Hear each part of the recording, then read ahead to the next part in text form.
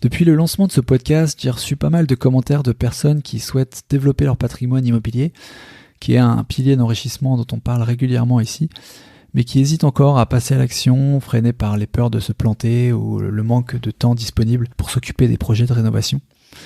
Si tu te reconnais dans cette description, je serais ravi de te recommander une société d'investissement locatif clé en main qui s'appelle revenulocatif.com, que j'ai le plaisir de compter comme sponsor de ce podcast. Ce qui est bien avec Revenu Locatif, c'est qu'une fois le mandat lancé, les équipes s'occupent de tout, de l'analyse de ton projet, de la recherche de biens rentables dans la région Île-de-France où ils sont spécialisés, des travaux de rénovation, de la gestion locative, le tout avec un devis forfaitaire précis, sans surprise, comme on les aime, et un suivi régulier des avancées des travaux. Je suis moi-même client de la structure avec une opération actuellement en cours, et j'apprécie beaucoup la relation avec l'équipe dont tu connais certains membres qui sont passés ici sur le podcast. Bref, si ça t'intéresse, je te les recommande vivement et je t'invite à te rendre sur le site revenu avec un s-du-milieu locatif avec un s.com/action et de remplir le formulaire. N'hésite pas à mentionner que tu viens de ma part, tu seras bien reçu.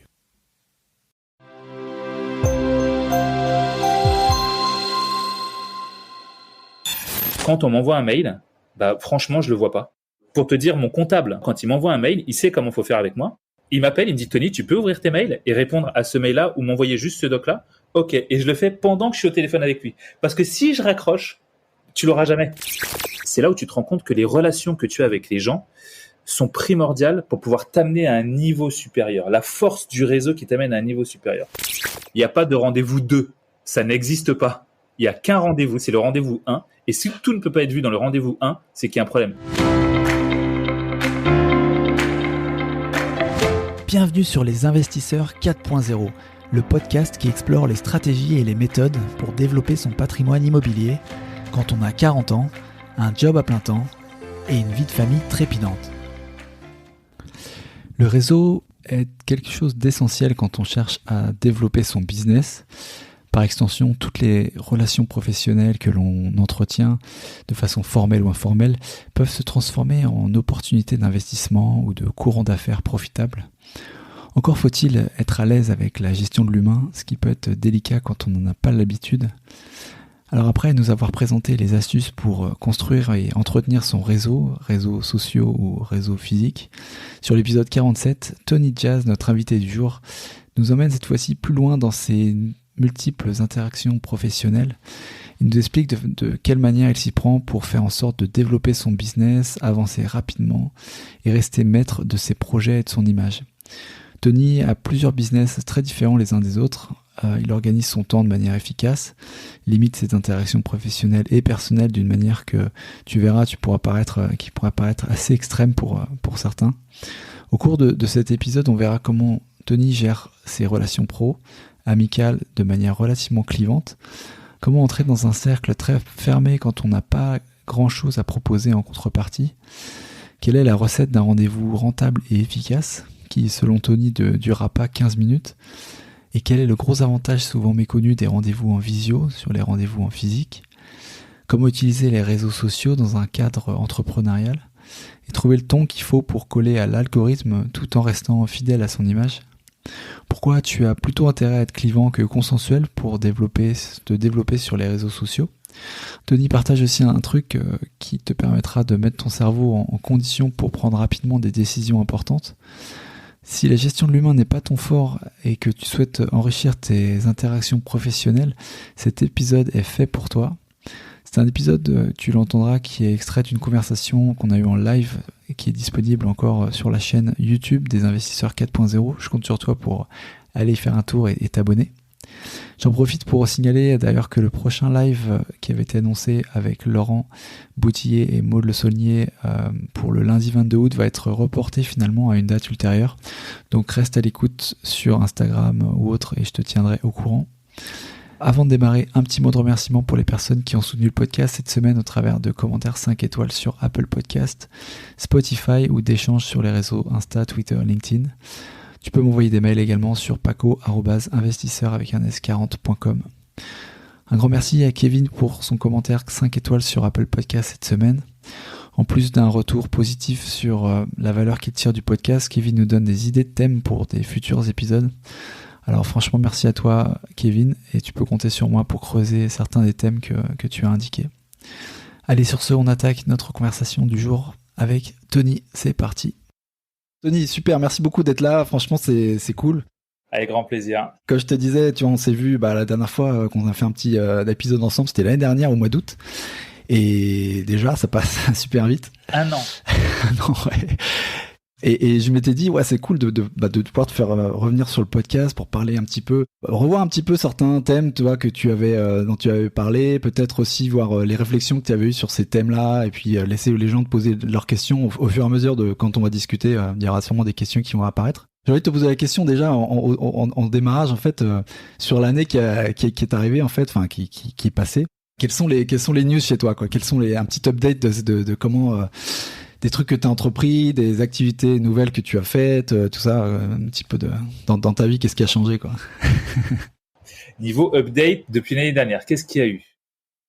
J'ai eu un nouveau client qui était un député. Bon, ça, c'était sur le marketing de crise que je faisais, avec qui on a bien avancé et qui a été, pour ceux qui ne savent pas, ou peu, outre mes activités d'entrepreneur et d'investisseur, j'ai une autre activité, on va dire plus ou moins principale, qui est celle de marketing de crise, où en gros, je règle des problèmes. Et donc, j'ai travaillé pour un député l'année dernière. Il y a eu les élections des députés, donc il a été élu grandement député. On a fait le meilleur score de toute l'Assemblée nationale, donc on est très content de ça. En plus de ça, j'ai créé un bar à bière. Je me suis associé dans un bar à bière qui devait se monter en janvier, qui devait pas trop se monter. Il devait y avoir des trucs, et du coup, je me suis associé au projet. On a réussi à le faire. Et donc, du coup, pour tous ceux qui sont à Bordeaux et qui veulent venir boire des bières, vous avez un immense bar à bière, mais immensissime. Hein, on a une terrasse de 200 mètres carrés, on a un intérieur de 250 mètres carrés. Vous pouvez y aller, c'est gigantesque. Donc, ça qui s'est créé. J'ai mes activités à côté de marchand qui se passent toujours aussi bien. Qu'est-ce qu'il y a d'autre? Là, je suis en train de réfléchir à la création d'une marque de bijoux. Donc, je suis en train de travailler avec un joaillier là-dessus. Ça fait des années que j'ai envie de faire ça. Donc là, je suis en train de travailler là-dessus, de voir comment je vais faire. Tu vois, d'ailleurs, je pose la question aux gens qui sont en live. Cette marque de bijoux que je suis en train de créer, en fait, si tu veux, Paco, mon problème, façon de parler, c'est que j'ai plein d'activités à côté et des fois, tu sais, j'ai envie de les montrer sur les réseaux. Mais je ne sais pas si je les montre, si je les montre pas. Bref, et donc là, je vais créer une marque de zéro. Donc, je me suis dit, bon, tiens, est-ce que je la montre, est-ce que je la montre pas? Donc, n'hésitez pas, vous, YouTube, Instagram, connectés, à me dire est-ce que je le fais, est-ce que je ne le fais pas? Sinon, quoi d'autre? Les réseaux sociaux, toujours autant. Ça fonctionne toujours aussi bien. Là, je me suis bien lancé sur YouTube depuis ce début d'année, vraiment très fort. TikTok, ça va toujours aussi bien. Instagram, c'est le top. Enfin bref, après les activités de réseau d'une manière générale. Et alors sur l'activité de gestion de crise, ça pouvait être des industriels, etc. Quand il y avait des problèmes, tu citais un exemple avec les pots de yaourt qui étaient qui étaient contaminés. C'est ça exactement que tu fais, hein, Ouais. C'est ça. Alors en fait, disons que je suis un peu une sorte d'assurance vie, moi, dans mon travail. En gros, ma spécialité première, c'est régler les problèmes. C'est-à-dire que effectivement, l'exemple que je donnais, c'était celui de Danone. T'imagines que t'es une marque comme Danone et qu'on trouve des morceaux de verre dans tes yaourts ou qui sont contaminés sur un lot et qu'il y a des gens qui s'empoisonnent, voire qui meurent. Ouais, c'est un gars comme moi que t'appelles pour régler le problème. Ça, c'est ma spécialité. Mais au-delà de tout ça, mon autre spécialité, ce pour quoi on fait appel à moi, c'est comme une sorte d'assurance, c'est-à-dire je crée des scénarios de tout ce qui pourrait arriver et je fais en sorte que ça n'arrive pas. Par rapport à des gens influents qui font des activités, tu te dis en gros, si lui il se mêle dans des histoires un peu compliquées ou voilà ce qui pourrait arriver qui en fait porte détriment à son image, hein, c'est ça l'idée? C'est exactement ça. Et après, à l'inverse, même si c'est peu connu, mais croyez-moi que c'est le revers du métier, c'est que je crée des problèmes à la concurrence. Ah, tu crées le problème, d'accord. Ouais, tu mets des bâtons dans les roues à la concurrence. En termes d'image, du coup, tu fais du name shaming. Okay, c'est quoi ta technique? Ça peut être tout et n'importe quoi. Imaginons qu'un concurrent ait fait quelque chose d'absolument déloyal ou qu'il ait fait quelque chose de vraiment réprimandable et qui fait appel à quelqu'un comme moi pour ne pas que ça sache, bah moi je vais faire en sorte que ça se sache. D'accord. Mais il bosse pas pour toi, pour le coup, le gars là. Ah non, là moi je fais en sorte que du coup, le truc c'est que quand t'as le concurrent qui avance moins vite, bah moi ça permet à mon client d'avancer plus vite. Ouais, d'accord. Tu ralentis les choses. Ça c'est intéressant. J'ai envie de creuser un peu là-dessus, mais il y a tellement d'autres sujets là. On va peut-être pas. En termes de réseau, tu sais. et c'est un peu lié à ce qu'on vient de dire tout de suite, mais tu avais parlé, tu sais, des cercles en fait de gens influents autour de toi qui te permettent d'avancer. Tu avais cité certaines personnes, type, tu parlais du parrain notamment, etc. Et je voulais savoir en fait, parce qu'on dit souvent, on est la moyenne des 5 personnes qui nous entourent. Est-ce que c'est 5, 10, 15 ? Comment toi tu vois tes cercles autour de toi ? Est-ce que c'est des cercles rapprochés ? Est-ce qu'il y a des cercles tu vois, plus serrés que d'autres ? Combien de personnes il faut ? Quel type de personnes il faut ? Parce que tu vois, tu peux avoir un nombre d'infini d'influences et après ça peut être forcément moins impactant que si tu en as un groupe serré. Comment tu fonctionnes toi autour de toi ? Ah, c'est une brillante question. J'aime beaucoup. Il faut, alors déjà, pour savoir quel est votre cercle rapproché, vous devez vous poser une question. C'est une question qu'on entend beaucoup dans les groupes corporate. On dit les requins ne se mangent pas entre eux. Donc déjà, pour savoir qui sont les gens avec qui vous êtes très rapprochés, c'est savoir qui vous n'allez pas manger ou attaquer. Et généralement, c'est votre premier cercle. Vous n'allez pas manger votre famille, vous n'allez pas manger votre meilleur ami. Voilà. Donc ça, c'est votre premier cercle. Il faut savoir qui est son premier cercle. Moi, mon premier cercle, je ne vois pas les choses en famille ou amis. Je vois les choses en qui est là quand j'en ai besoin. C'est-à-dire que je vais te donner un exemple et je vais vous donner à tous un exemple et c'est comme ça que vous allez pouvoir déterminer qui sont les gens réellement qu'il y a autour de vous. Imaginons que vous tombez en panne à 2h30 de chez vous, à 3h du matin dans une campagne paumée. À qui vous allez appeler à 3h du mat pour venir vous aider à réparer une roue ou à faire quelque chose? Les gens que vous allez appeler à ce moment-là, tous ceux que vous allez appeler à ce moment-là, ce sont ceux de votre premier cercle. Et donc, en gros, moi, j'ai une expression qui dit, si jamais demain, je retourne dans la rue et que je dois aller chasser le ragondin dans les égouts ou la chauve-souris pour aller manger, qui sera prêt à venir avec moi? Et en fait, c'est comme ça que je détermine mon premier cercle. Mon premier cercle, moi, il est déterminé par qui m'aide si jamais j'ai un gros problème. Pas par qui est là quand on fait la fête, pas par qui dit toujours présent quand tout va bien. C'est vraiment l'opposé. C'est dans la difficulté, moi, que je trouve toujours mes alliés. Donc, tu vas avoir, donc la plupart des gens avec qui je me suis associé, avec qui je fais des affaires, que j'appelle de temps en temps ou que je vois très souvent, ce sont les gens que je considère comme étant de mon premier cercle. Donc, ceux à qui je peux véritablement faire confiance. Et après, le reste, c'est vraiment ce que j'appelle le reste. Il n'a plus aucune importance. Et donc, je pense que je compte ces personnes dans ce premier cercle, oui, peut-être sur 2 mains max, mais une main. D'accord. Ouais, donc c'est vraiment des gens très très rapprochés. Et les points de contact que tu as au cours de l'année avec ces gens-là, est-ce que c'est régulier? Est-ce que c'est vraiment parce que tu parlais aussi d'entretenir, hein. Tu disais que voilà, c'est important pas seulement de les appeler évidemment quand tu as des problèmes. Régulièrement, tu te fais des notes pour ces gens-là, les cultiver finalement cette relation. Alors pas forcément parce que du fait de mes activités journalières perso et pro, je les rencontre très souvent. Bon, mes associés, je les rencontre très souvent parce qu'on fait des points où on travaille ensemble. Mais après, tu vas voir mes amis proches avec qui je vais être. Généralement, il y en a un avec qui je fais tout le temps du sport parce qu'il a une salle de sport et qu'on fait du sport chez lui et qu'on se voit en dehors. Après, des fois, on va pas se voir peut-être pendant 2, 3, 4 mois parce que je vais partir en voyage, parce qu'il va avoir des compétitions, ce genre de choses. Mais généralement, c'est pas forcément des gens que j'ai besoin de relancer pour entretenir le réseau. Après, les autres sur qui je peux compter, enfin sur qui je ne peux pas compter, qui sont, on va dire, au-delà du cercle, eux, pour le coup, j'essaie toujours de trouver des petites manières de faire en sorte qu'ils ne m'oublient pas. Tu sais, ce sont des relations de travail, pas du tout des premiers cercles, c'est vraiment des relations professionnelles où là, je vais toujours trouver une petite astuce pour les relancer, leur faire un petit message. Tu vois, je vais voir un truc qui me fait penser à eux, je vais le prendre en photo, je vais leur envoyer. Ça, c'est mon grand réflexe. Est-ce que dans ces gens, tu sais, tu parlais aussi dans l'épisode de l'approche de gens que tu aimerais approcher et les aborder tu vois, en étant apprenant et sachant, tu vois, en venant d'une approche très très humble, en disant voilà, toi tu sais tout, moi j'ai envie de te comprendre, d'absorber tes connaissances, ton expérience, tout ça. Et en fait, il y a certaines de ces personnes qui sont influentes, mais qui ont peut-être aussi des casseroles, tu vois. On en a tous un petit peu. Ouais. Tous. Même moi. Ouais. Même toi. Ouais. Tout le monde en a. Tout le monde ici en a. Et alors c'est le truc toujours un peu le couteau à deux lames, c'est-à-dire comment en fait avoir le bénéfice de ces gens influents, sans forcément s'attirer vers soi. Tu vois, quand il y a des controverses, en fait, le côté négatif, néfaste de l'image qui peut se dégager de ces personnes-là quand elles commencent à devenir toxiques ou quoi, tu vois, ou même qu'elles sont pas forcément toxiques, mais que il y a des choses qui sont moins bien dans leur comportement. En fait, comment tu gères ce genre de situation si t'as déjà eu à en gérer, quoi.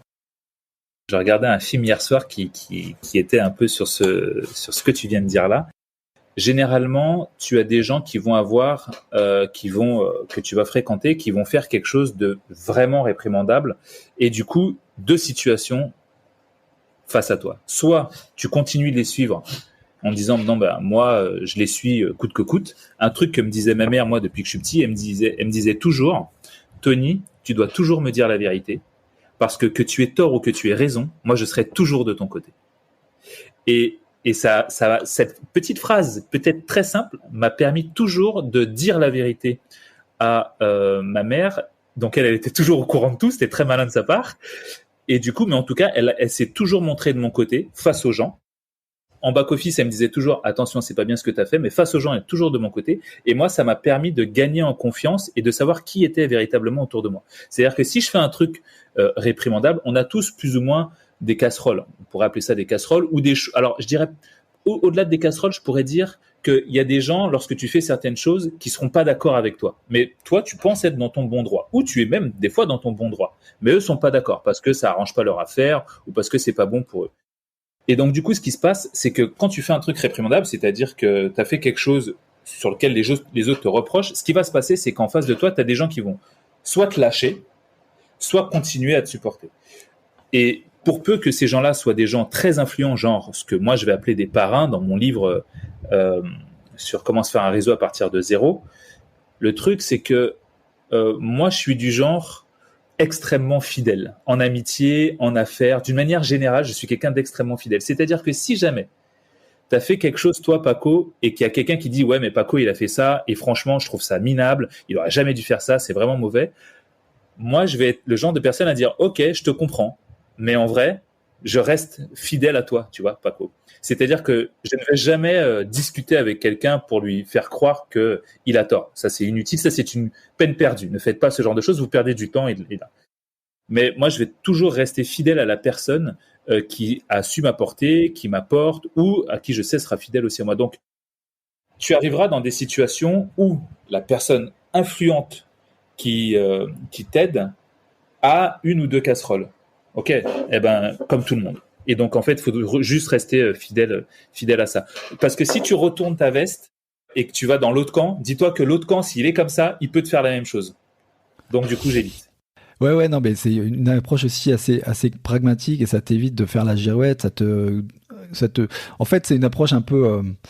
Je reconnais ce qui s'est passé, ce qui a pu se passer. Voilà, j'entends en fait ce qui, voilà, mais moi, fondamentalement, ça ne change pas ma relation avec la personne, quoi. Et de la même manière, quand tu te retrouves de l'autre côté, que tu deals en affaire avec quelqu'un qui a des relations fortes avec une personne justement qui est très réprimandable et dont toi qui peut ne pas être en ligne avec tes valeurs, de la même manière, tu es indulgent avec cette personne dans le fait que elle aussi continue de soutenir, même si elle entend les comportements de cette autre personne qui est néfaste, tu vois. Alors, à l'inverse, non. C'est-à-dire que moi, tout va que dans un sens, le mien.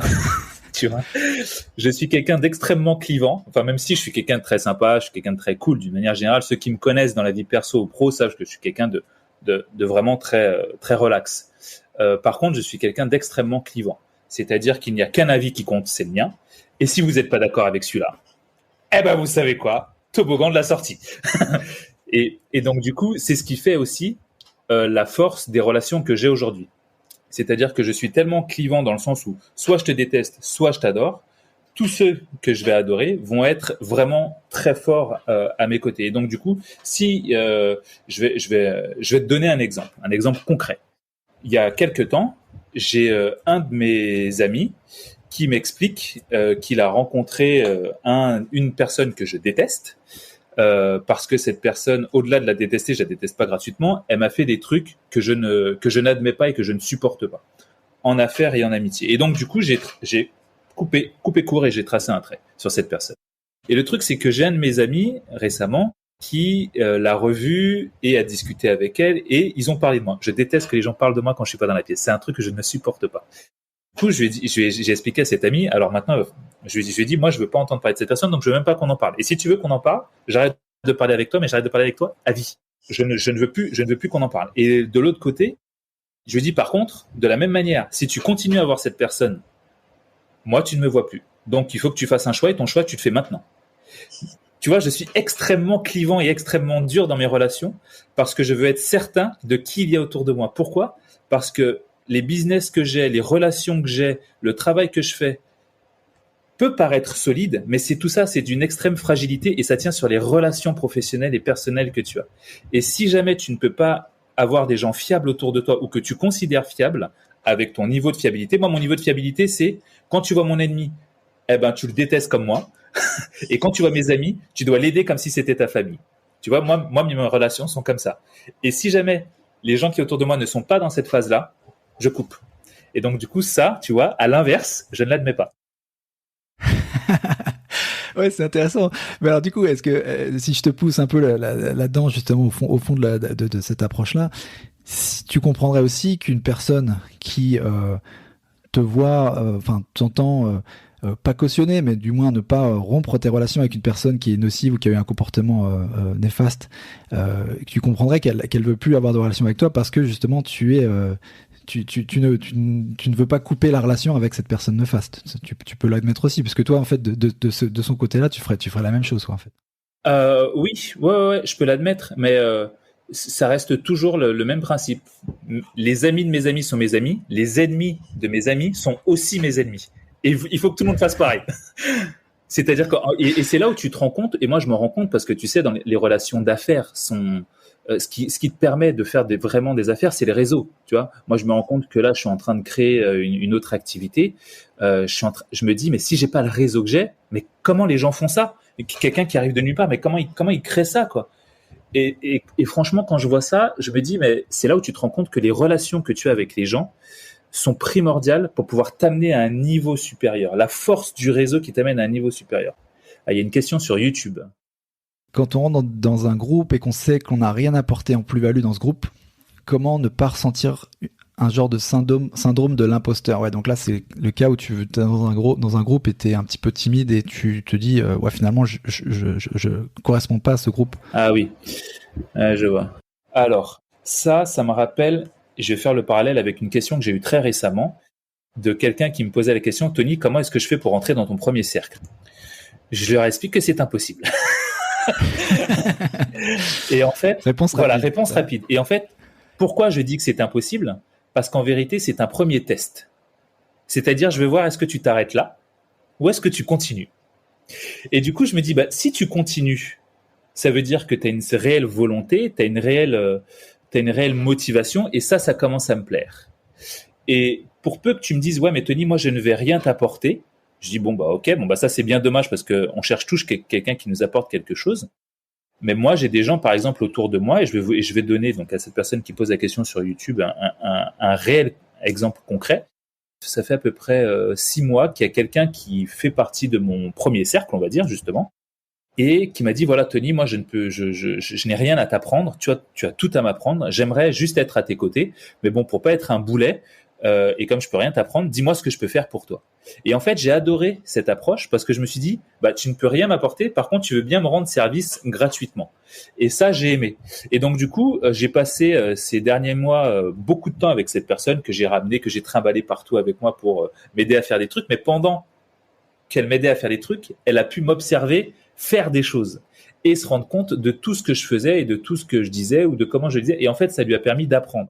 Et donc, si jamais tu fais partie d'un groupe, à toi qui pose la question d'investisseurs et que toi, tu n'as pas encore investi, il ne faut pas que tu vois les choses comme avoir un syndrome de l'imposteur ou parce que tu n'as pas encore fait. Au contraire, reste à côté d'eux, fais que les écouter, pose-leur des questions. Pourquoi leur poser des questions? C'est notamment un truc que j'explique dans mon livre.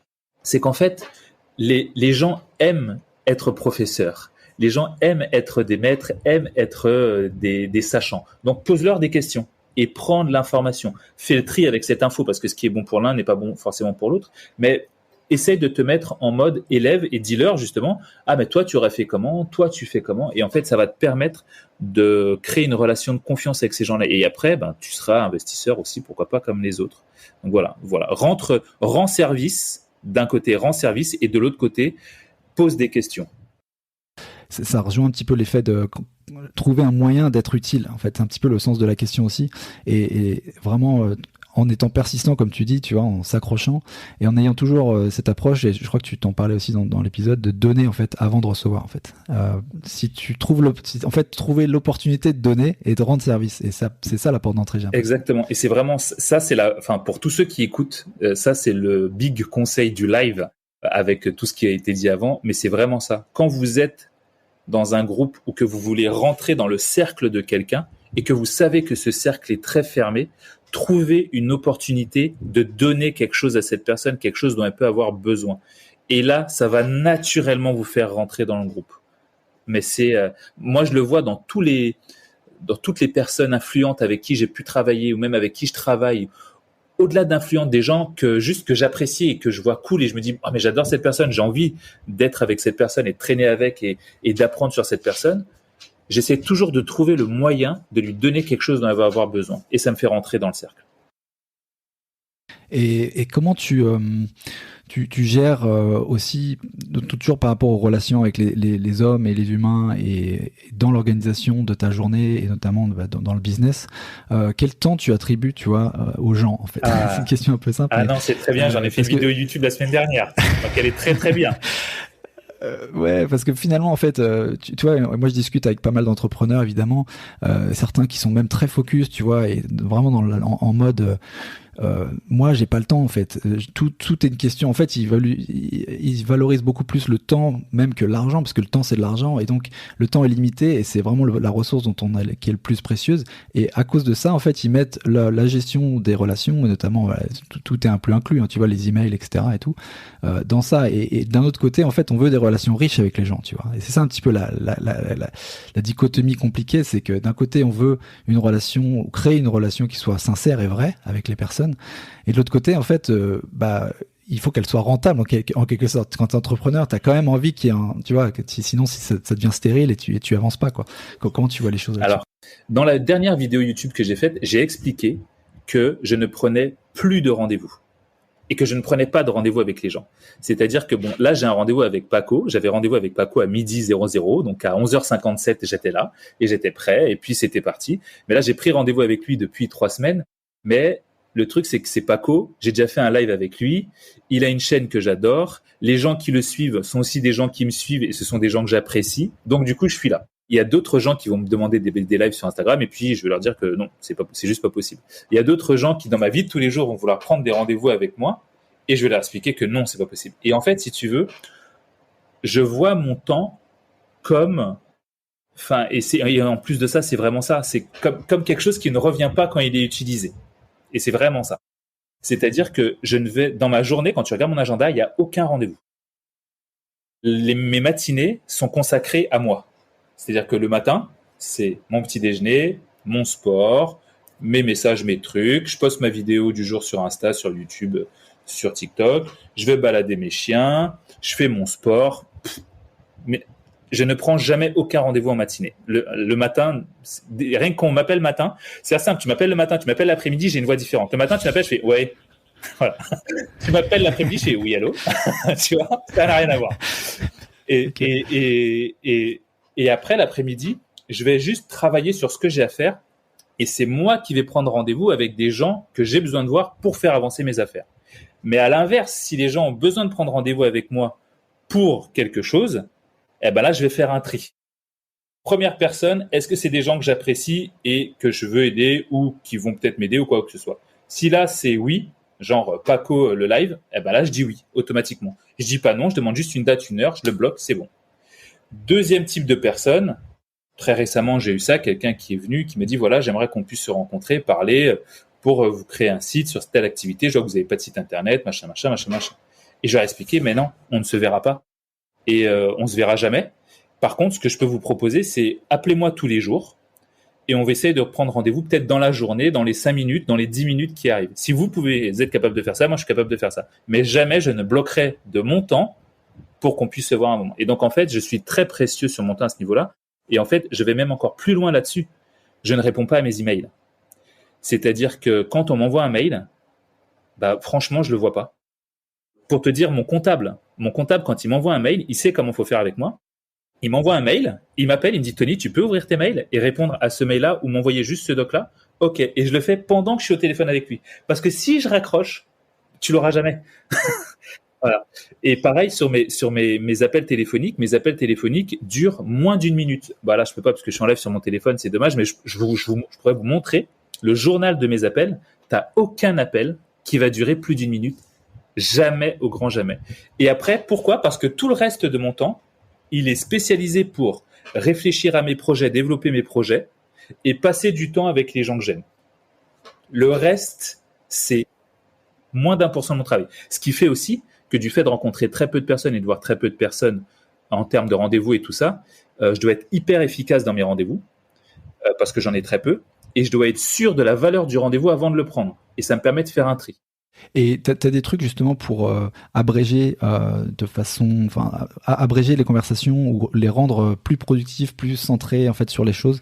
Peut-être des structures syntaxiques, mec, même, tu vois, qui te permettent en fait sans être finalement sans être grossier, parce Bien que sûr. Et d'ailleurs je trouve que à ce titre-là, je sais que toi t'es assez proche justement de cette culture anglo-saxonne, mais à ce titre-là, j'ai l'impression que les Américains, ils sont un peu les chefs là-dedans, de faire le truc pas grossier, pas mal poli, mais qu'il te dit que voilà, on fait le truc, maintenant on parle de ça, on a 15 minutes et après ciao, quoi. Et c'est vraiment ça.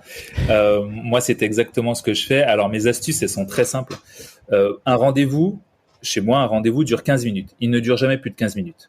C'est-à-dire que quand ça va au-delà de 15 minutes, c'est que c'est forcément contre-productif. C'est comme si je te disais, pour faire des pâtes et un steak, je mettais 4 heures. Si tu mets 4 heures, c'est qu'il y a un problème. Tu vois ?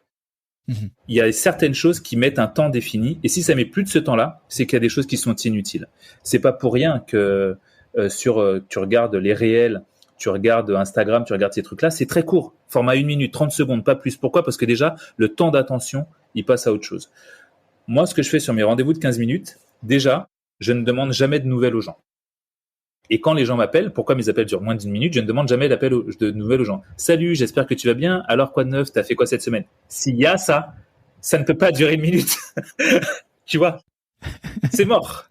Donc, du coup, de la même manière, si jamais je fais la même chose sur les rendez-vous, c'est pareil. Si jamais je dis à la personne, alors, comment allez-vous ? Qu'est-ce que vous faites ? Machin. C'est pas possible. Le premier truc que je fais en rendez-vous quand je vois la personne pour la première fois, c'est que je lui dis, voilà, j'aimerais bien que vous puissiez vous présenter. Je vais me présenter en premier.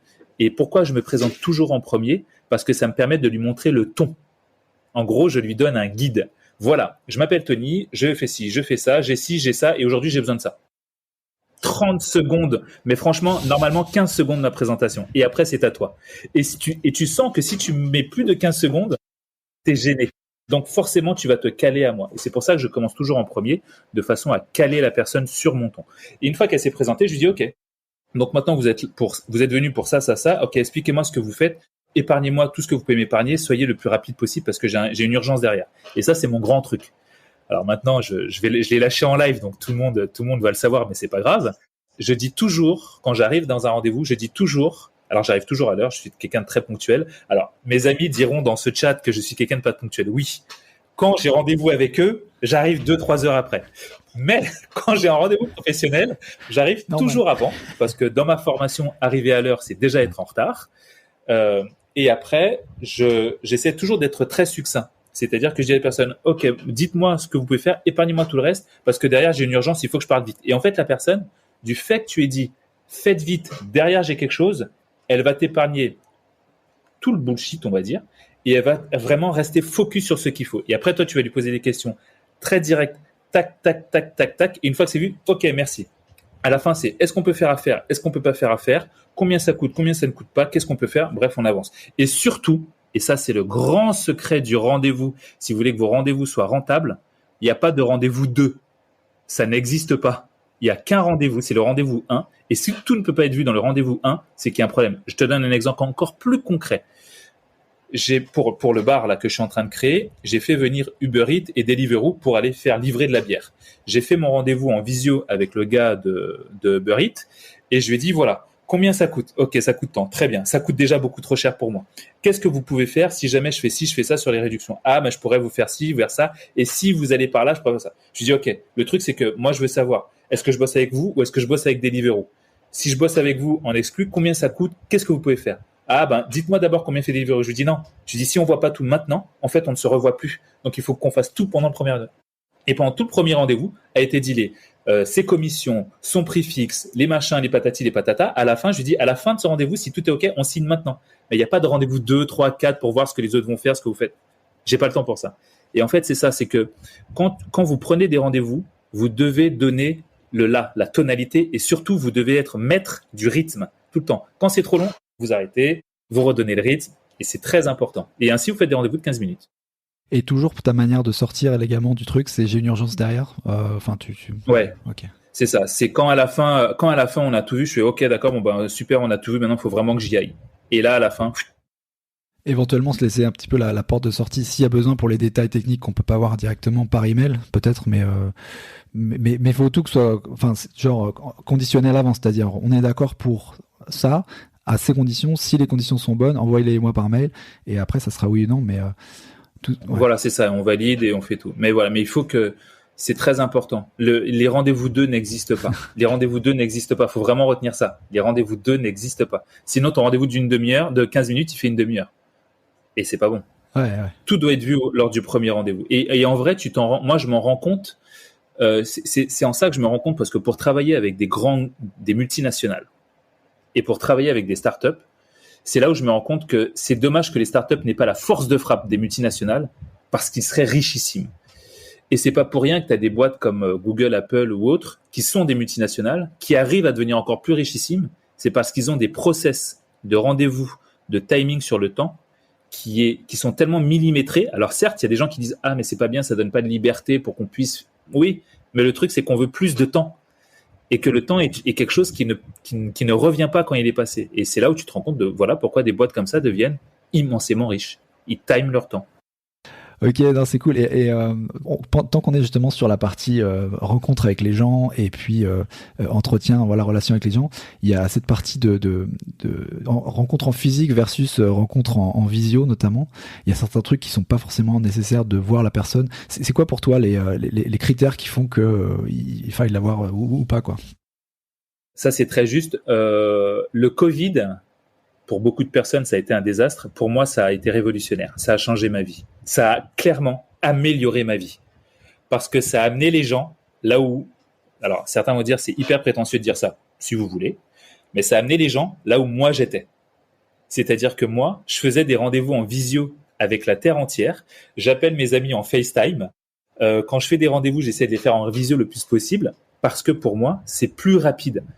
Prendre un temps physique où on s'arrête pour se voir, c'est une demi-heure pour moi pour faire la route, une demi-heure pour retourner, j'ai déjà perdu 1 heure. 1 heure dans ma journée de caresse avec mes chiens, je peux te dire que c'est long. Donc du coup, c'est pas possible.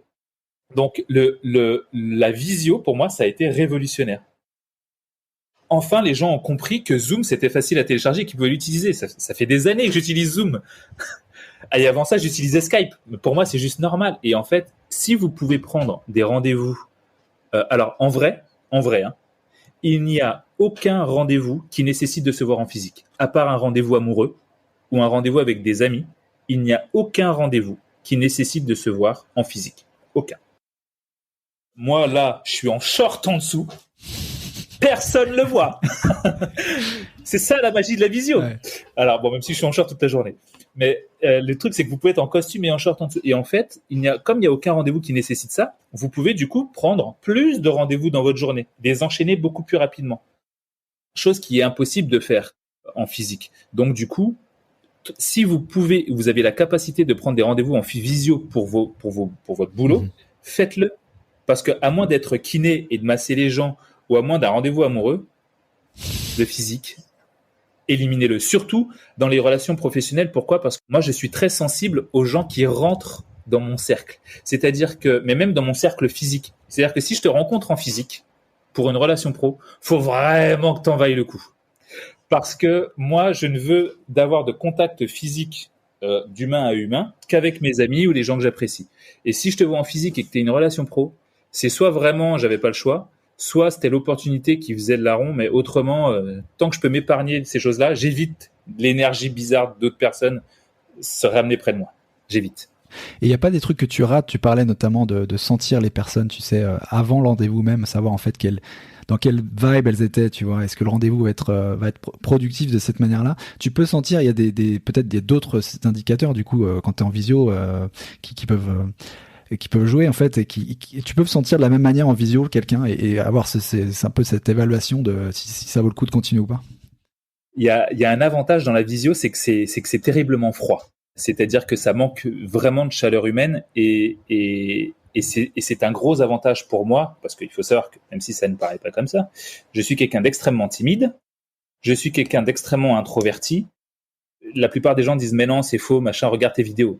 Et je vais vous expliquer ça en 2 secondes. Mes vidéos, je suis tout seul dans mon salon, il y a personne, je suis le roi du monde, donc forcément c'est facile.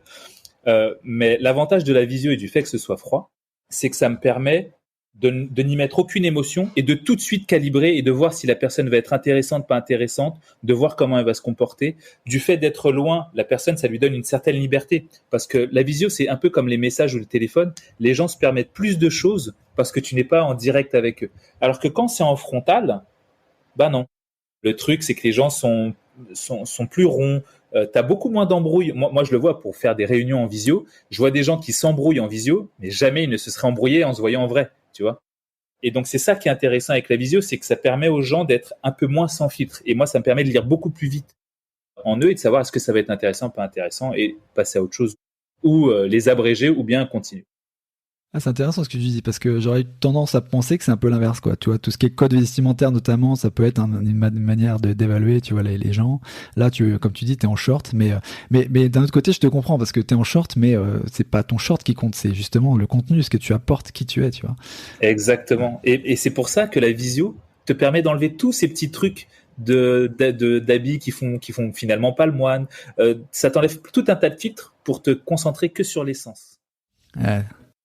Alors on parlait de l'image et des réseaux et de visio contre physique, etc. Il y a un autre univers en fait de rencontres avec les gens qui sont les réseaux sociaux. Il y en a pas mal, il y a plein de plateformes. Et là aussi c'est un univers avec des codes aussi différentes. Et du coup c'est vrai qu'il y a pas mal de questions là-dessus aussi sur comment se comporter, comment adopter ces réseaux de manière à ce qu'elles soient un reflet de notre réalité, tu vois, qu'on soit pas travesti par ça et en même temps ces plateformes elles ont des codes, tu vois, de visibilité, etc. Et c'est là que c'est intéressant de voir en fait comment tu les utilises parce que d'un côté tu veux grandir notamment tu vois, faire grandir ta visibilité parce que c'est un formidable outil pour augmenter ta visibilité. De l'autre côté, tu veux effectivement que ça reste collé à ce que toi tu véhicules de manière générale et encore une fois pas te travestir. Comment tu vois ça, voilà, la gestion des réseaux sociaux dans une vie d'entrepreneur et est-ce que peut-être cette vision, parce que tu en avais un peu parlé dans l'épisode ensemble, est-ce qu'elle a changé sur les 12 derniers mois? Est-ce qu'il y a eu des évolutions là-dessus? Ouais, alors elle est toujours la même, elle a même encore plus évolué sur une chose que je ne pensais pas pouvoir évoluer. Les réseaux sont un outil extraordinaire parce que quand vous êtes entrepreneur, peu importe le métier que vous faites, si vous êtes sur les réseaux, ça va vous aider à vous développer votre image, développer un capital sympathie, développer une connaissance, ça va vous aider parce que c'est simple. Si vous pensez que vous n'avez aucune utilité à être sur les réseaux, je vous invite à faire un petit exercice très simple. Tapez votre profession sur les réseaux et regardez s'il y en a d'autres qui y sont. Et vous allez voir que oui. Vous pensez que TikTok c'est pas fait pour vous? Tapez votre profession sur TikTok et voyez s'il y en a un autre qui y est. Et vous allez voir que oui. Faites la même avec YouTube, vous allez voir. Et donc c'est là où on se rend compte que les réseaux sont un formidable outil pour se faire connaître. Chose que le site internet ne fait pas. Et là est le gros avantage, peu importe le métier que vous faites, vous devez être sur les réseaux sociaux, c'est obligatoire. Si vous ne le voulez pas, il n'y a pas de problème. Mais il y en a d'autres qui le feront à votre place et d'autres qui se feront connaître différemment et ils vont toucher des gens que vous ne pourriez pas toucher autrement. Chose que le site internet ne fait pas. Pourquoi le site internet ne fait pas ça? Parce que tony-jazz.com, il n'y a personne qui tape ça naturellement sur internet. Personne. Pourtant, tu t'étais bien, tu t'étais enchaîné pour faire un nom de domaine qui était bien original et tout, tu vois. Mais ouais, tu vois, ça, je me suis pris la Qui tête. t'es arraché, ouais. Mais personne. Mais ouais. Mais par contre, naturellement, des gens t'apprendront plus facilement, investisseurs ou entrepreneurs, sur Instagram, TikTok ou YouTube. Et là, ils tomberont sur moi. Comme ils pourront tomber sur vous si vous faites ça sur les réseaux sociaux avec votre profession. Et c'est là où on se rend compte que il est plus facile de se faire trouver sur les réseaux lorsque vous avez votre nom, au-delà du nom de domaine, votre nom sur l'ensemble des réseaux sociaux.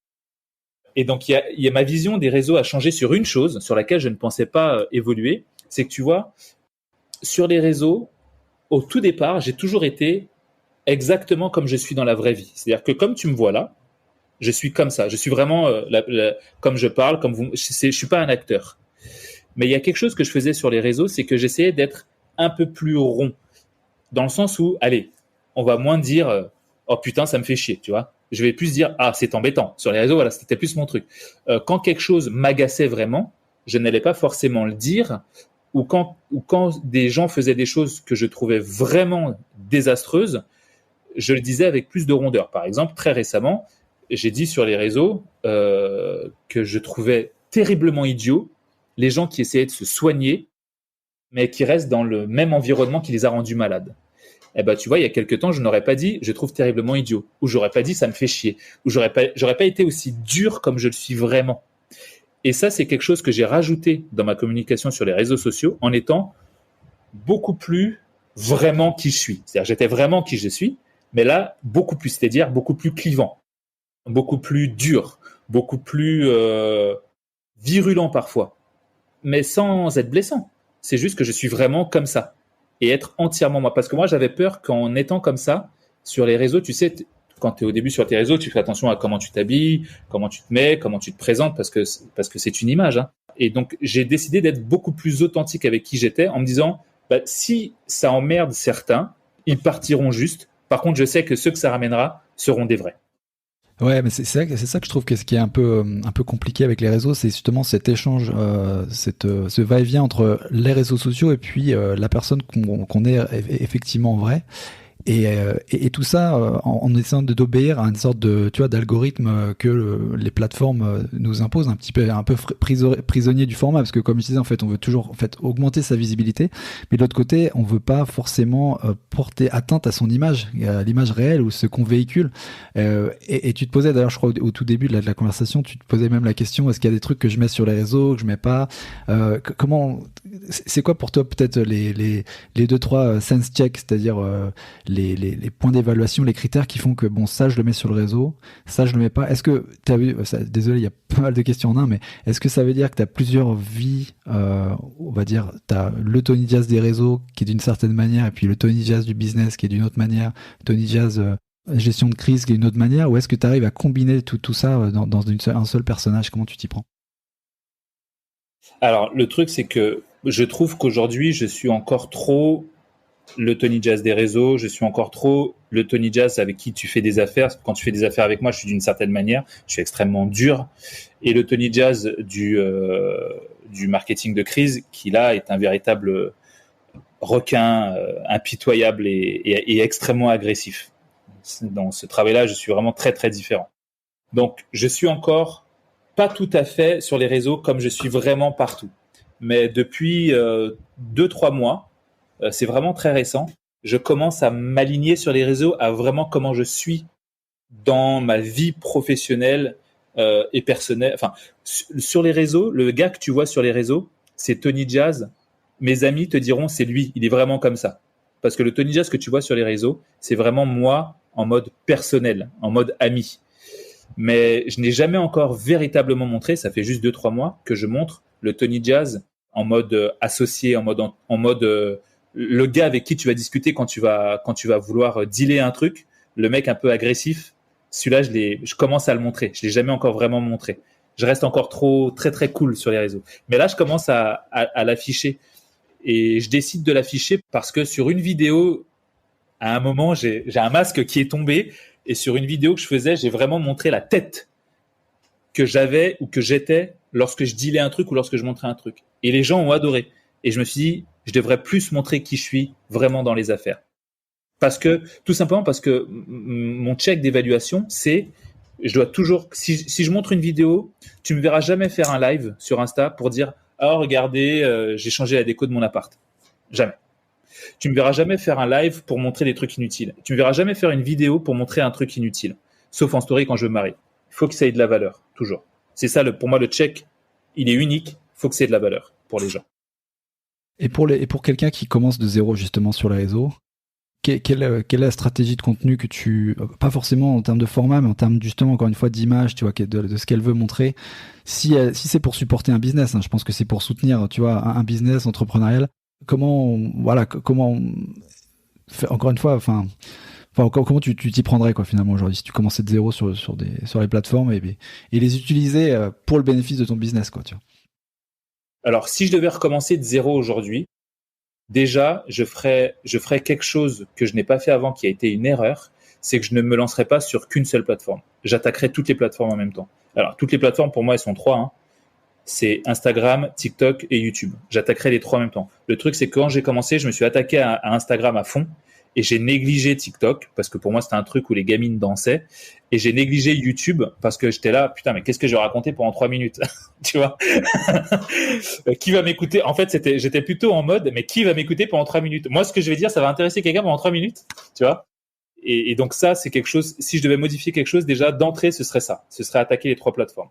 Ensuite, pour choisir mon contenu ou choisir ce que je vais dire, je ferai quelque chose de très simple, c'est que je me servirai des questions qu'on me pose, chose que je ne faisais pas au début. Et pour vous, professionnels qui avez votre spécialité, je suis certain, si je prends mon ami spiritualista tout à l'heure, je suis certain qu'on doit certainement lui poser à elle la même question tous les jours. On doit certainement lui poser la même question tous les jours. Elle doit souvent entendre la même chose qui revient.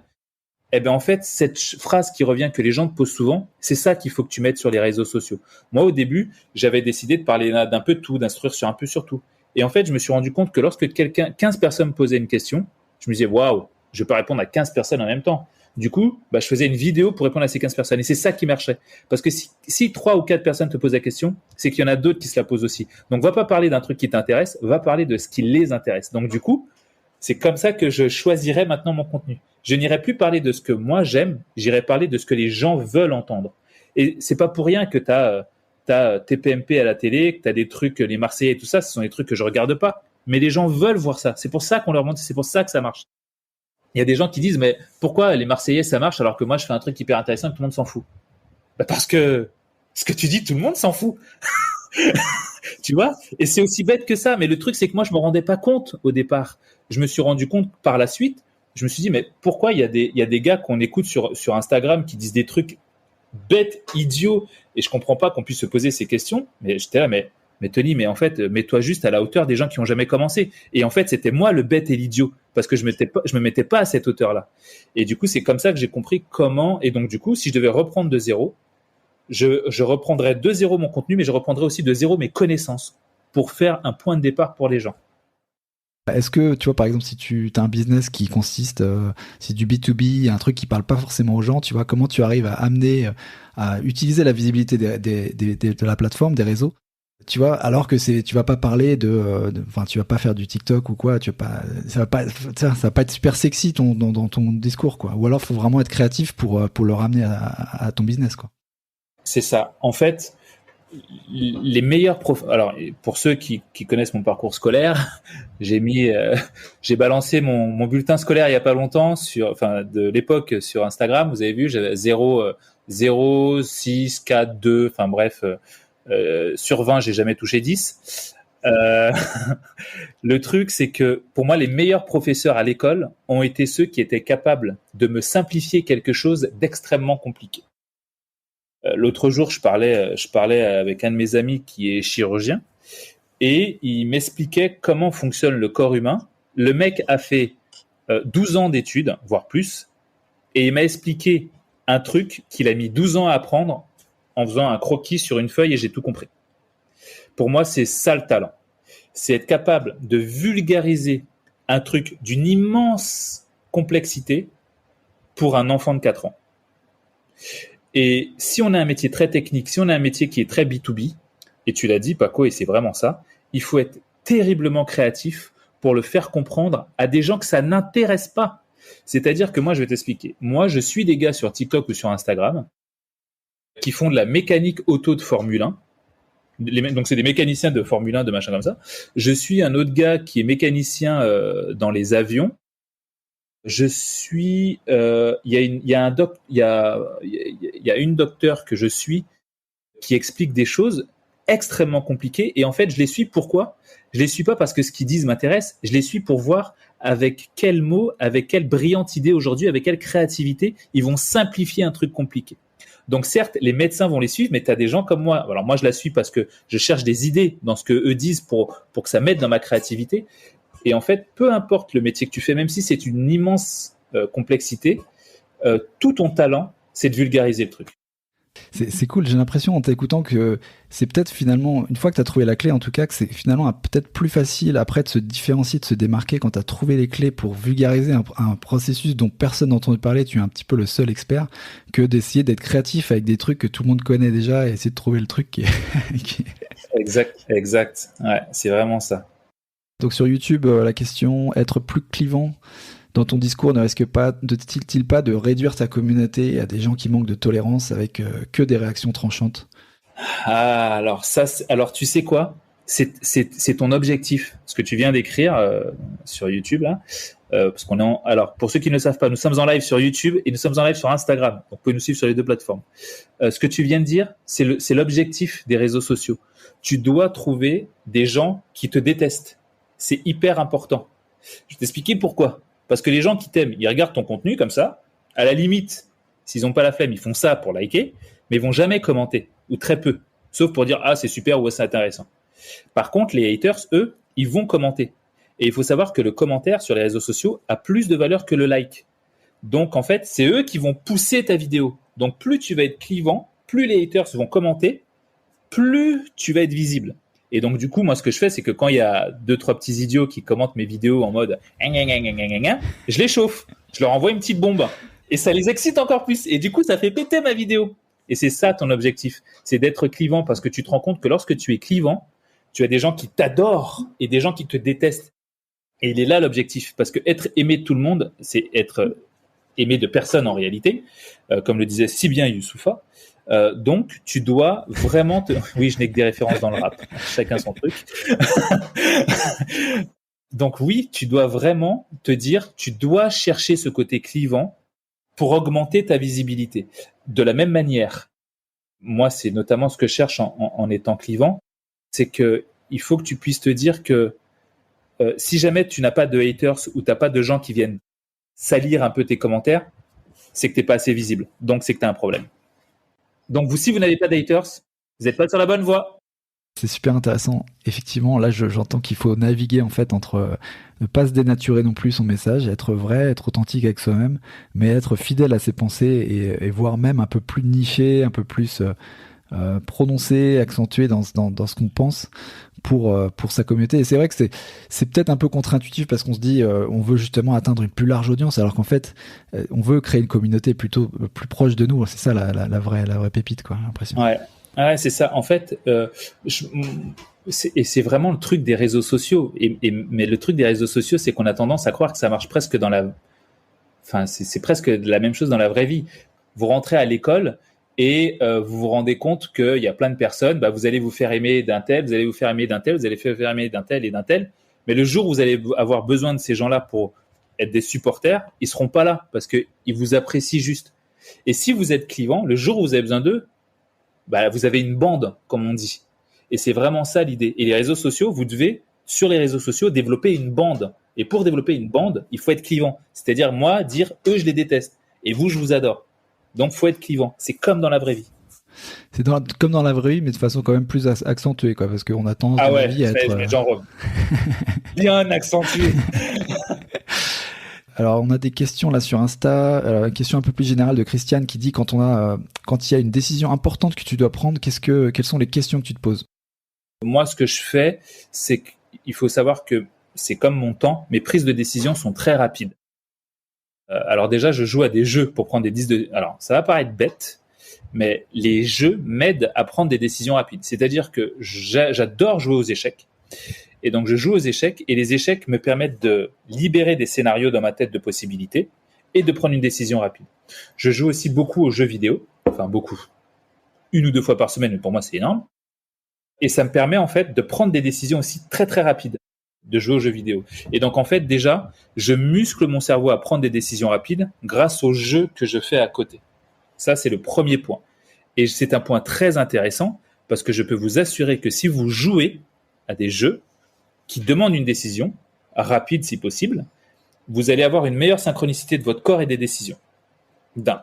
De deux, maintenant pour prendre cette décision, pareil, je vais libérer des scénarios, comme aux échecs. Si je fais ça et que je dis oui, qu'est-ce qui peut se passer, qu'est-ce qui peut ne pas se passer? Si je dis non, qu'est-ce qui peut se passer, qu'est-ce qui ne peut pas se passer? Et après, c'est très simple, je fais quelque chose d'extrêmement égoïste, c'est si je prends cette décision qui est très importante pour moi, qu'est-ce que ça peut changer dans ma vie? Je vais vraiment essayer d'aller voir le truc d'une manière vraiment, vraiment très large, c'est quelles sont les possibilités que ça peut offrir dans ma vie. Mais vraiment personnel. Je ne vais pas réfléchir aux gens qui sont autour de moi, à quoi c'est perso, qu'est-ce que ça peut m'apporter. Et si je vois que ça peut m'apporter, c'est comme ça que je prends la décision. Mais surtout, dans mon scénario, je ne mets jamais les gens qui sont autour de moi. Yes, ouais, donc se recentrer vraiment sur toi-même.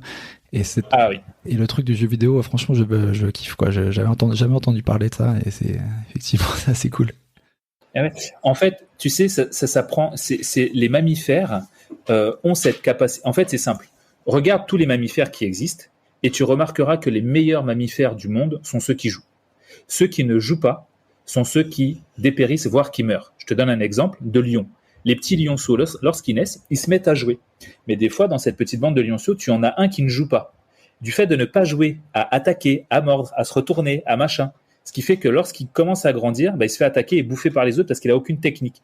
Ou bien quand il devient adulte et qu'il doit chasser, il ne sait pas chasser parce qu'il n'a jamais joué. Et donc il meurt. Dans la vraie vie, c'est la même chose.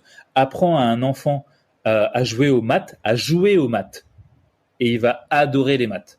Fais un enfant s'asseoir sur une chaise et dis-lui maintenant on va apprendre les maths et apprends-lui comme les professeurs idiots apprennent ça aux enfants et tu verras qu'il va détester les maths. Yes. Il y a 2 questions. Alors, il y en a une sur Insta. Il y a 2 questions sur Insta qui sont un peu liées justement à la façon dont tu réagis avec les gens. Et puis, il y en a une de Kiksa qui dit comment gères-tu du coup la critique si t'es clivant comme on l'a vu tout à l'heure. Et puis, déjà cette question-là. Il faut savoir que la critique, c'est quelque chose que j'aime dans mon travail. C'est-à-dire que lorsque j'ai mes associés avec qui je travaille ou autres, je leur dis généralement, est-ce que vous pouvez me dire tout ce que j'aurais pu mal faire, qu'est-ce que j'aurais pu mieux faire? Je n'accepte de critique que des personnes que j'ai validées. C'est-à-dire que Paco, je l'ai validé, j'aimerais bien que Paco me dise « Ah tiens Tony, tu devrais améliorer ça, tu devrais améliorer ça, tu devrais améliorer ça. » Mais s'il y a quelqu'un que j'aime pas et qui me dit « Tu devrais améliorer ça », ça fait « Fou !» Je ne le calcule pas parce que tout simplement, je me dis « Je ne te donne pas de crédit, je ne te valide pas. » Donc tout ce que tu vas dire n'aura pas de valeur pour moi. Donc, je n'accepte de la critique que des personnes que j'ai validées, mais parfois, parce que même si je dis ça en vrai, je jette quand même des coups d'œil à ce qu'on me dit, quand quelqu'un me critique et que c'est quelqu'un que je n'aime pas trop, je vais quand même réfléchir 2 secondes à est-ce qu'il n'y a pas un bon fond de vérité? Est-ce qu'il n'y a pas quelque chose que je pourrais modifier que les gens que j'aime bien n'oseraient pas me dire justement, mais que lui a osé me dire? Et là, je vais essayer d'y réfléchir. Et si je vois qu'il y a un intérêt, encore une fois, je vais faire un truc très égoïste, je vais regarder avec moi-même et je vais me dire, avec moi-même et en enlevant mon ego, est-ce que cette personne n'a pas un bon fond de vérité? Si oui, je fais en sorte de le modifier. Par contre, je continue de l'insulter. et sinon, ça fait fou et ça part. Ouais, c'est un travail sur toi-même, carrément, pour identifier ça, quoi. Et puis une dernière question de Vanessa, quand on parlait notamment des difficultés parfois quand on se sent pas à niveau d'intégrer un groupe qui est à niveau en fait et d'arriver au niveau supérieur et qu'est-ce qu'on a apporté, etc. Et elle, donc Vanessa posait la question à l'inverse en fait quand tu passes d'un niveau et puis que la personne qui était avant dans ton niveau inférieur du coup où t'étais avant, elle tu vois va rester là où elle est. Comment tu peux sans qu'elle se sente délaissée en fait, comment tu gères cette façon de toi tu t'échappes un peu de du peloton, et en même temps t'as tes copains à côté ou les gens qui te suivent, machin, dont t'aimerais peut-être élever également, mais voilà, comment tu gères ces situations, si t'as déjà eu à gérer une situation comme ça? En gros, pour résumer ce que dit Vanessa, c'est juste pour voir si j'ai bien compris, pour bien répondre. Elle dit, tu commences avec quelqu'un, mais toi tu grimpes quoi d'un coup, et cette personne reste un peu sur place. Comment faire pour ramener cette personne avec toi, c'est ça? Ouais, sans qu'elle se sente. Enfin, comment réagir finalement sans qu'elle se sente délaissée? C'était un peu la question. Alors, pour pas qu'elle se sente délaissée, ça, tu ne pourras rien y faire malheureusement parce que chacun a un sentiment différent en fonction de la situation. Donc, il suffit juste que tu augmentes de niveau pour qu'elle se sente délaissée des fois. C'est mort. donc déjà, tu as perdu si tu voulais pas qu'elle se sente délaissée. Mais donc, le sentiment qu'elle va ressentir, tu ne pourras rien y faire, malheureusement. Par contre, moi, ce que je fais, mais c'est parce que moi, ça fait partie de mon ADN, ça fait partie de ma culture. Je viens d'une culture africaine, je viens d'une culture antillaise où on ne laisse personne dans le caniveau, on ne laisse personne sur le côté. Dans ma culture, si quelqu'un avance, tout le monde doit avancer ensemble. Et donc, du coup, je vais te donner l'exemple qu'on fait sur les réseaux sociaux aujourd'hui. Et on le voit, moi, j'ai beaucoup d'Antillais dans mes réseaux. Aujourd'hui, il y a des gens sur les réseaux qui sont beaucoup plus loin que nous, mais largement plus loin. C'est-à-dire qu'ils ont des milliers, des millions d'abonnés. Et il y a des gens qui ont que 300 ou 400 abonnés. Et il y a des gens comme moi qui sont, façon de parler, un peu intermédiaires. Et ben du coup, qu'est-ce qu'on fait? Quand il y en a un qui poste un truc intéressant, parce que c'est intéressant, on va le reposter dans notre story parce qu'on sait que ça va lui apporter des followers et ça va le mettre en avant. On va pas poster un truc qu'il a fait et qui est inutile juste pour lui donner la force. On va vraiment le faire parce que ce qu'il vient de faire ou ce qu'il vient de dire, ce qu'il vient de mettre en réel ou tout, c'est intéressant. Et dans les affaires, c'est pareil. Tu montes ton business, tu montes ton truc, on va t'aider. Mais on va pas t'aider parce qu'on doit t'aider. On va t'aider parce que tu fais un effort pour te mettre à notre niveau, mais tu n'y arrives pas parce que peut-être que t'as pas eu la chance au bon moment, t'as pas eu le bon contact, mais on va t'aider. Mais on va t'aider parce que tu fais le bon effort au bon moment. On va pas t'aider parce que déjà tu nous le demandes, et on va pas t'aider parce qu'on doit t'aider. Et moi, dans ma culture, en tout cas, je ne peux répondre que par mon prisme de vision. S'il y a quelqu'un qui crée un business ou qui crée quelque chose avec toi et que toi, tu le dépasses, tu ne dois l'aider qu'au moment où elle le mérite. Tu ne dois pas l'aider parce que c'est tout là la nuance un petit peu qui fait que si elle est dans une approche en fait positive d'avancer, ça rejoint un petit peu ce que disait Sarah sur le chat ici, là ça vaut le coup d'avancer ensemble, de se développer, voire même de démultiplier un petit peu les énergies. Mais ça peut être à l'inverse, si elle veut pas s'aider elle-même, ça peut te plomber toi, et à ce moment-là faut pas hésiter, je pense, ouais. Mais bien sûr. Et tu vois, ce que tu viens de dire, c'est très important. Il y a des gens qui font ça. Il y a des gens qui veulent être au même niveau, mais qui ne s'aident même pas elles-mêmes. Ça, c'est... non. C'est bon.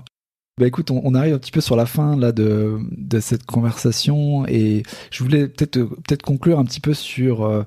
on parlait de réseau et de business, et savoir peut-être avec ton approche toi et ton expérience, qu'est-ce que le réseau t'a apporté dans ton business et t'apporte dans ton business. Est-ce que concrètement, en fait, tu parlais notamment que tu avais des activités, donc t'as pas mal d'activités à la fois avec la sphère politique, business, et puis sa reprise de ce bar, et puis marchand de biens aussi dans l'immobilier. Est-ce que comment dans toutes ces activités-là, on va dire peut-être les 3-4 piliers aujourd'hui de richesse que tu crées, et dans quelle mesure en fait les réseaux t'ont apporté ou continuent à t'apporter de l'activité, quoi?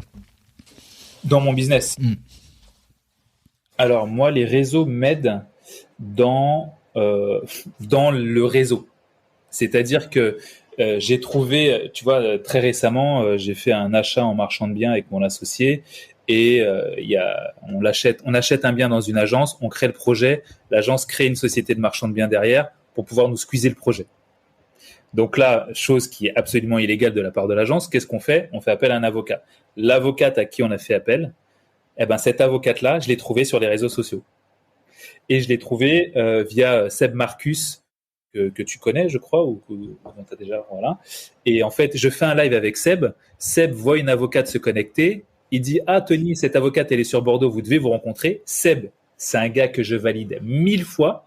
Donc, s'il me dit elle intéressante, moi, je sais que elle intéressante. Il l'a validé, donc je l'ai validé instantanément.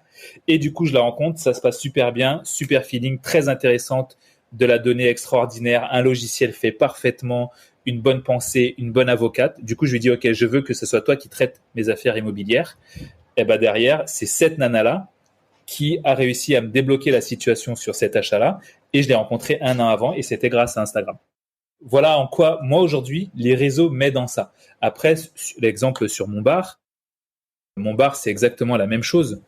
Je crée ce bar-là, je monte pendant des mois comment je crée le bar, les travaux, tout ce qui s'est passé. Je fais suivre à mes followers l'aventure de ce bar que je suis en train de monter.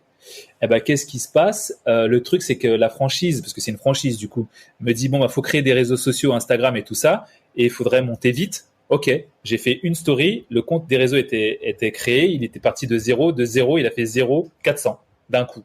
Alors 400 c'est peu, mais quand tu te crées sur Instagram, c'est énorme.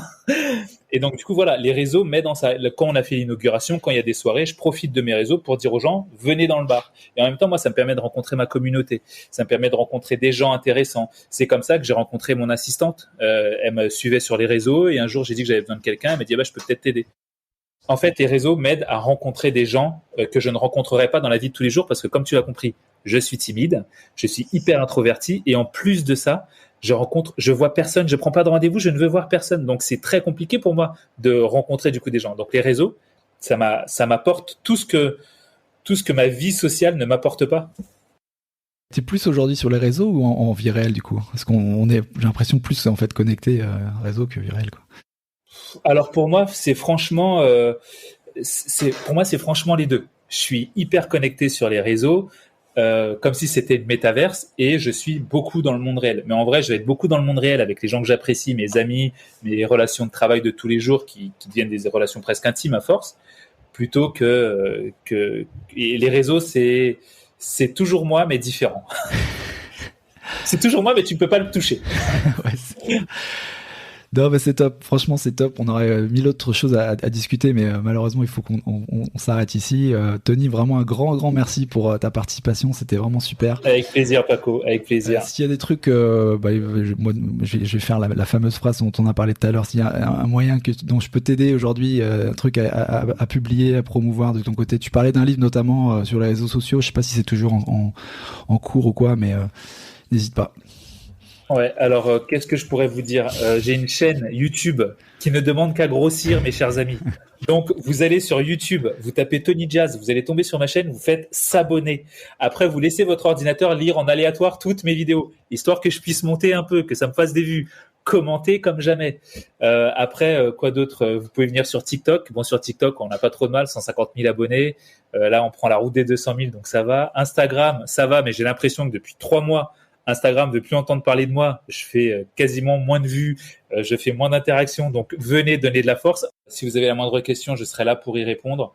Merci à toi et puis à la prochaine. Il y aura sûrement d'autres choses à faire. On va continuer. Paco, tu sais très bien que comme je te l'ai dit l'année dernière et je te le redis encore cette année, dès que tu as besoin de moi, dès que tu veux qu'on fasse un truc, tu m'appelles et ça sera avec joie pour toi. C'est open bar. Merci à toi, Tony.